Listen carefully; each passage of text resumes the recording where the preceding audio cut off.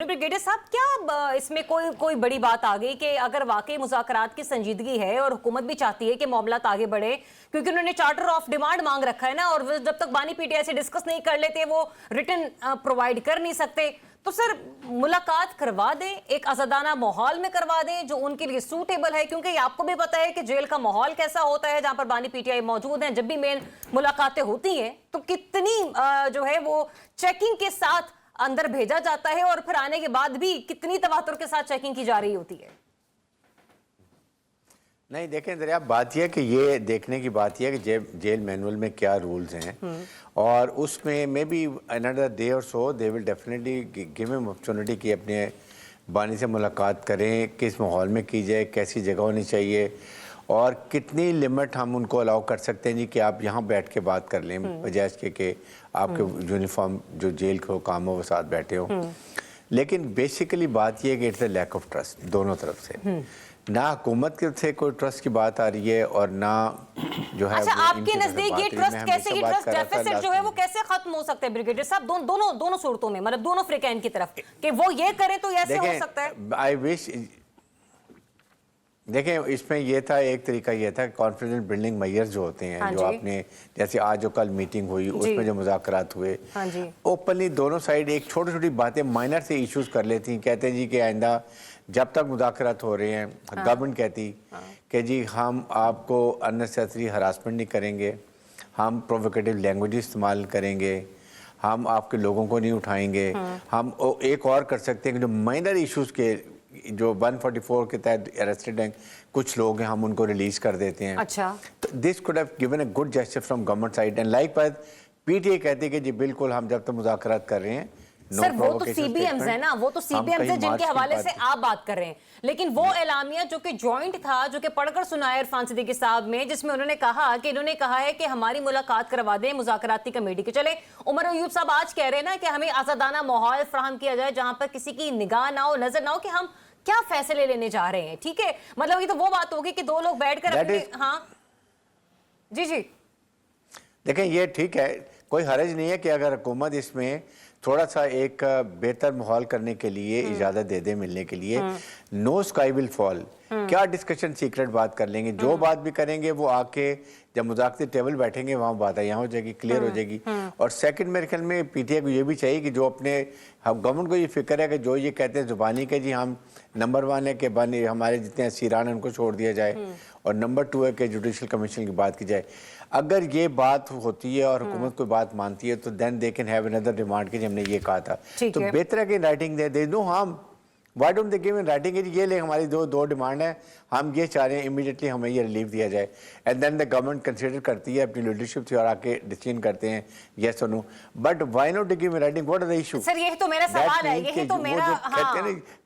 फिर यही से हुकूमत के बाख्तियार होने का चक्कर है ना सर यहाँ किस यू टर्न का है सर ब्रिगेडियर साहब? हाँ एक मिनट, किस यू टर्न का?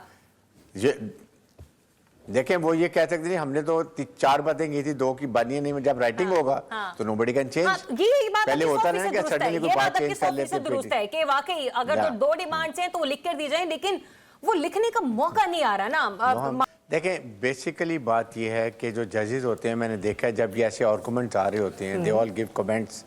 To give a feeler to the lawyers जो उनके डिफेंस प्रोसिक्यूशन होते हैं कि दे what they say about it.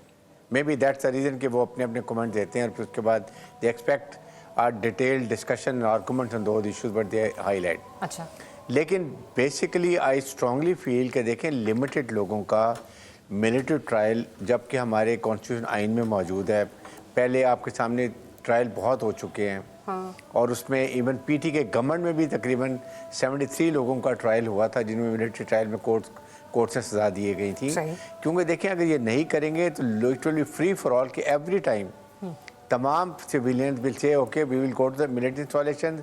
हम जाके वो निशान हैदर की यादगारों को भी नुकसान पहुँचाएँगे, हम जीएच को भी जाएंगे, आईसी हेडक्वार्टर्स में भी जाएंगे, हम एयरफोर्स के इंस्टॉलेशन में जाएंगे, and there is no check because 10 साल केस लड़ता रहेगा, nothing will happen. The military court trial का मतलब ये है कि लोग ये डरें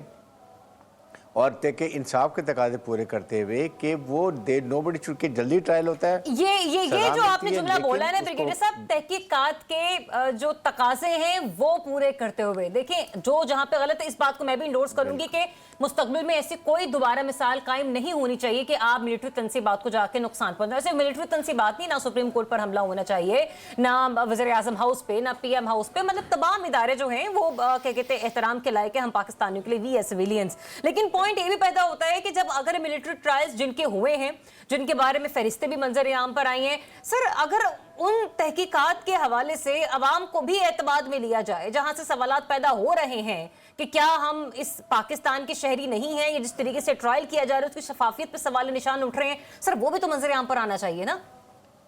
कि क्या एविडेंस थे। देखें मिलिट्री कोर्ट के जो डिसीजन है, देखें जब ये कोर्ट में जा रहे हैं, हाई कोर्ट में जाएंगे और जा रहे हैं, अपील लेके जा रहे हैं,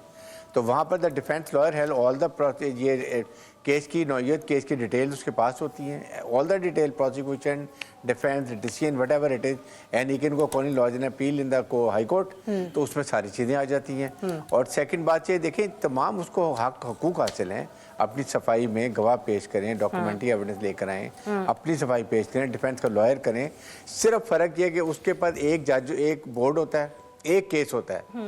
जहाँ एंटी ट्रायल्स कोर्ट में, स्पेशल कोर्ट में 20-25 केस होते हैं, एक केस की बारी 2 महीने बाद आती है, उसको 10 साल लगते हैं, ये 3 से 6 महीने में केस फाइनल कर देते हैं। That is only different. लेकिन डेटरेंस इज मस्ट, ठीक है, वरना यकीन करें आज नहीं तो कल और ज्यादा केसेस होंगे। 26 नवंबर कभी भी ना होता अगर ये इस तरह के पहले डिसीजन हो गए होते, लोगों को थोड़ा सा डर होता कि हम आइंदा सर करेंगे। वैसे आई मस्ट से कि 26 नवंबर को क्या हुआ, मतलब मेरे लिए भी एक मौमा है, क्योंकि